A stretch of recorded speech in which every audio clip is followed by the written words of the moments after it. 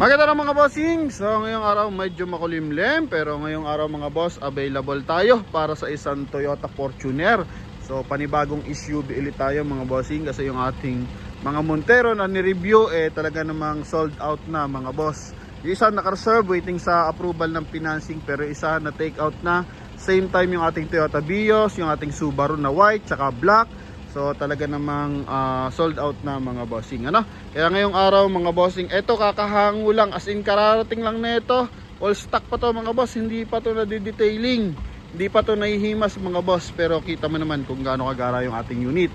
And same time 2014 model to, naka first owner. Yan, napakakisig pa ng datingan na ito mga bossing. Kutan lang natin ng bahagya. So kulay na ito mga bossing, kulay blue po yan, ano?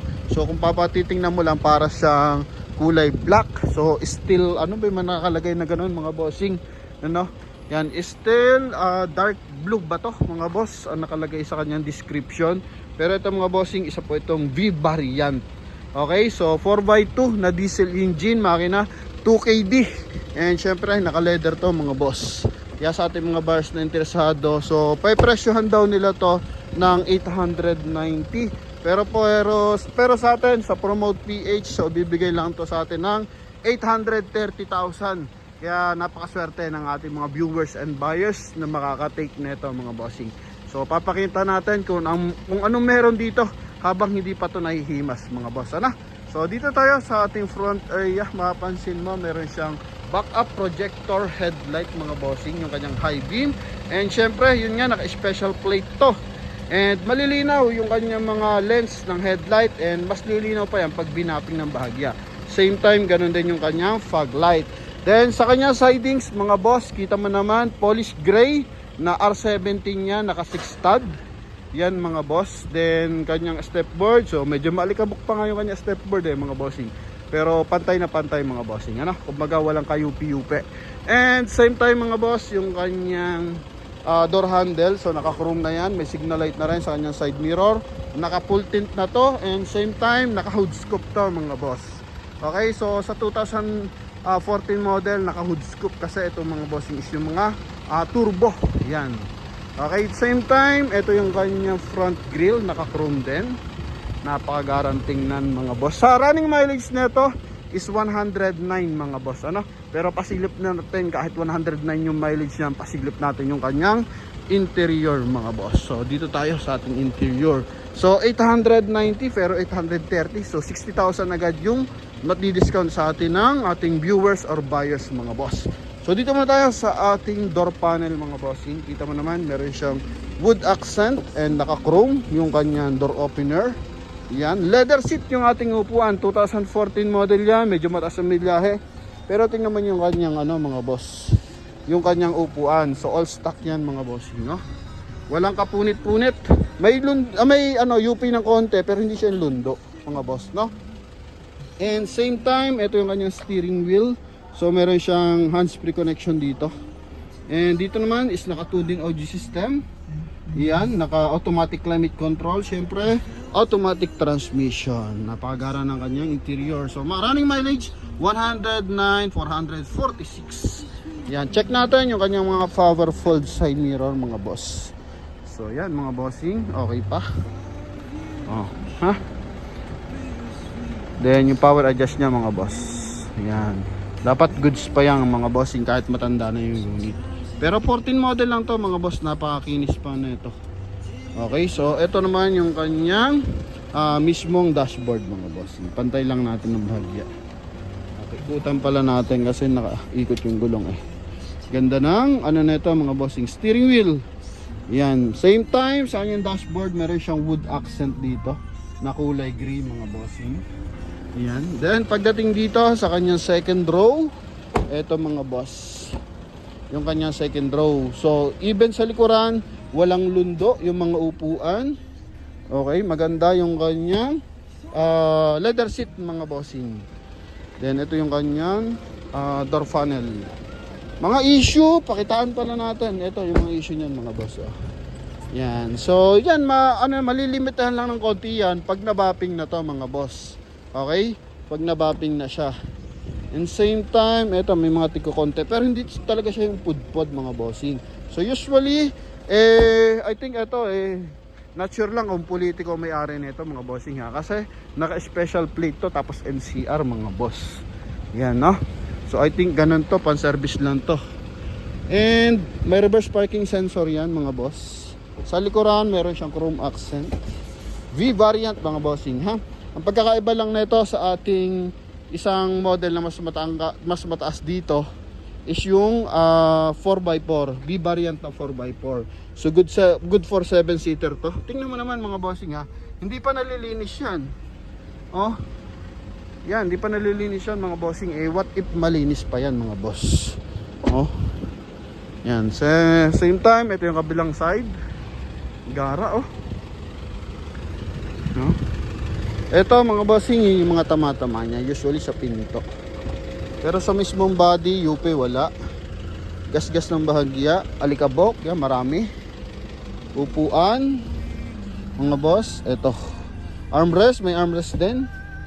Oh. Yan, so detailing na lang to mga boss. Ito, napakaninipis lang ng issue nito. Dito naman sa kanyang step board, medyo disalign pero buo pa rin. Okay, yung plastic lang mga bossing. Siguro sumabit ng bahagya yan. Pero sa kanyang mags mga boss, wala talagang katama-tama yung mags niya. Sa gulong, dito 70% red light. Pero sa harapan, makapal pa to mga boss oh. 85 pa to mga bossing. So bagong palit yung gulong sa harapan mga boss. Pero paras na Bridgestone mga bossing. Then interior, sa kabilang side, front passenger side, yung kanyang armrest mga bossing oh. And same time, dalawa daw ang susi na ito. Sabi ni bossing, ha? Yan, so ito lamig ng aircon, no? Gahara pa, 2014 model. Iba talaga pag hindi masyadong gamit yung unit. So, try natin yung kanyang hazard. Yan. Inaan natin, baka tayo makapiright pa. Yan, mga boss. Ito, so nagana yung kanyang, mga signal, mga bossing. Front area, sa lamig ng aircon. So, ito. Kita naman mga boss, nagtutubig yan, no? Nagtutubig sa lamig ng aircon yan mga bossing. Yan, so sa mags, good sa mags mga bossing. Front area, sa front area, check natin. Okay. Dito lang konti, may konting-konti lang mga boss, no? Yan, then headlight, good sa mga headlight. Lilinisin din talaga to mga bossing oh. Ay 830 mga boss. Sa atin lang yan ibibigay ng 830. So eto mga bossing, pakita natin yung kanyang engine bay syempre.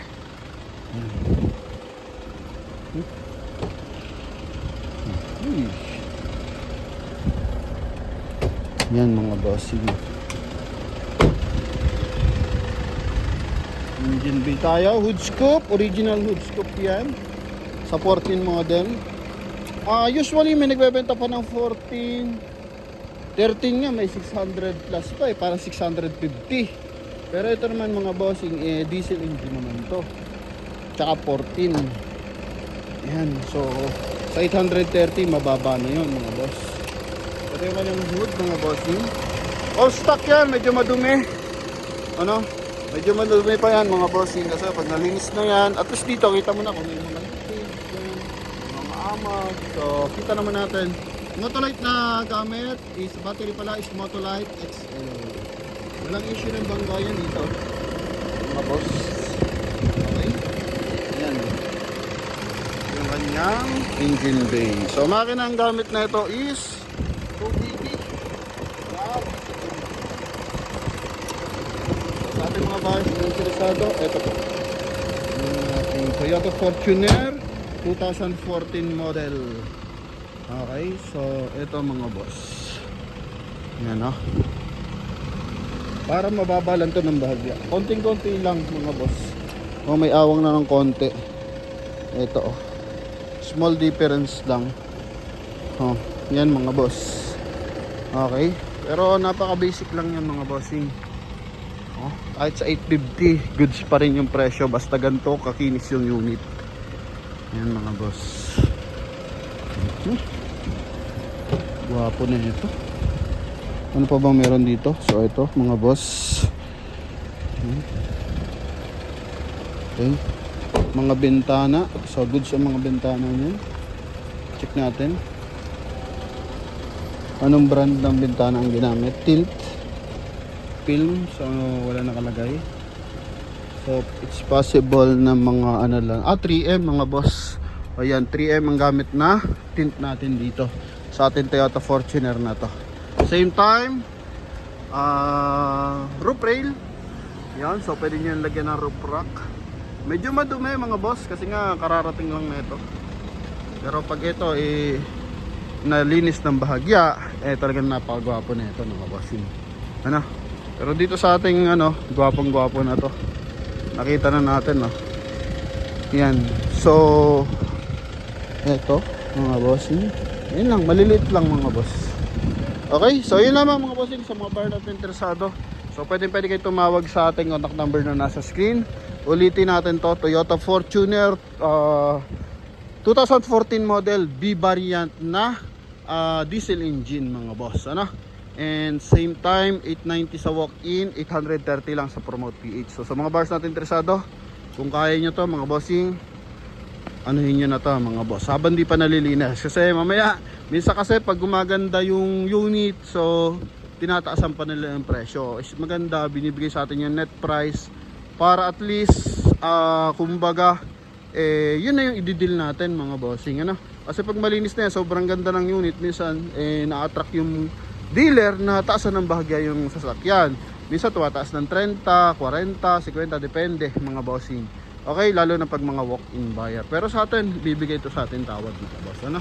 Yan, tayo naman nakikipag-operate naman tayo ng maayos, nakikipag-communicate tayo ng maayos by the dealer and syempre by the buyer mga bossing, ano? Yan, so yun lamang mga bossing. Thank you very much and God bless. Bye bye.